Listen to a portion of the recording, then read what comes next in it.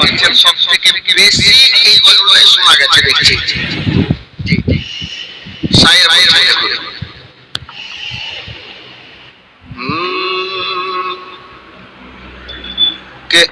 একদিন এক বুড়ি মক্কা শহরে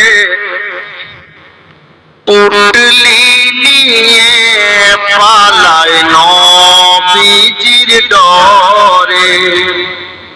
সুবহানাল্লাহ বলেন একবার জোরে।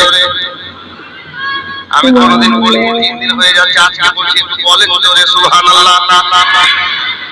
একদিন এক বুড়ি মক্কা শহরে পুটলি নিয়ে পালায় নবীজির ডরে।